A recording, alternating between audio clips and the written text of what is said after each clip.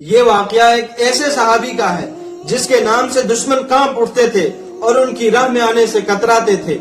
ایک صحابی جسے دنیا زرار بن ازور کے نام سے جانتی ہے۔ جنگ ہوتی تھی تو سارے دشمن اور فوجیں زرہ اور جنگی لباس پہن کر جنگ لڑتے تھے، لیکن میں سلام کرتا ہوں اس مرد بہادر کو جو جنگی لباس تو دور کی بات اپنا کرتا بھی اتار دیتے تھے۔ لمبے لہراتے بال، چمکتے بدن کے ساتھ جب یہ میدان میں اترتے تھے تو ان کے پیچھے دھول نظر آتی تھی اور ان کے آگے لاشیں۔ اتنی پھرتی اور تیزی اور بہادری سے لڑتے تھے کہ دشمن کی صفیں چیر کر نکل جاتے تھے۔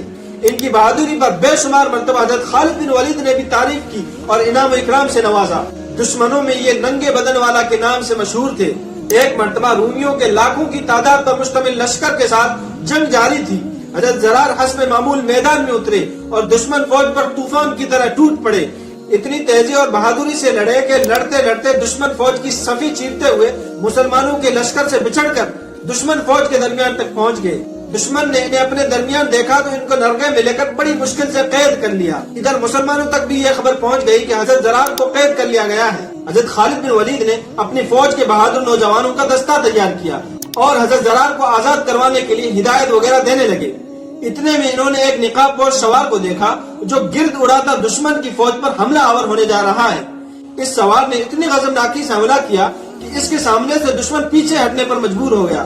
حضرت خالد اس کے وار دیکھ کر اور شجاعت دیکھ کر عرش کر اٹھے اور ساتھیوں سے پوچھا کہ یہ سوار کون ہے، لیکن کسی کو بھی اس کی خبر نہ تھی۔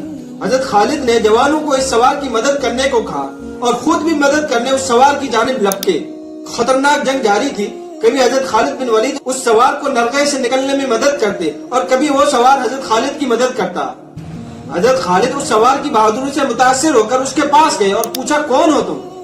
اس سوار نے بجائے جواب دینے کے اپنا رخ موڑا اور دشمنوں پر جارحانہ حملے اور وار کرنے لگا۔ تیسری بار حضرت خالد نے اس سوار سے اللہ کا واسطہ دے کر پوچھا کہ اے بہادر تو ہے کون؟ تو نقاب کے پیچھے سے نسوانی آواز آئی کہ میں زرار کی بہن خولہ بنت ازور ہوں اور اس وقت تک چین سے نہیں بیٹھوں گی جب تک اپنے بھائی کو آزاد نہیں کروا لیتی۔ حضرت خالد نے کہا کہ پہلے کیوں نہیں بتایا؟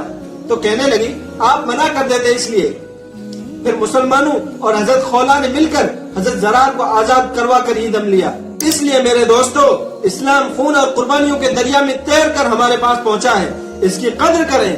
اسی طرح کم از کم اپنے بچوں کے نام ان اسلام کے ہیروز کے نام پر رکھیں تاکہ بچوں کو پتا چلے کہ ان کا نام کس کے نام پر ہے اور ان کی تربیت ایسے کریں کہ یہ اسلام کا مستقبل روشن کرنے میں اپنا کردار ادا کر سکیں۔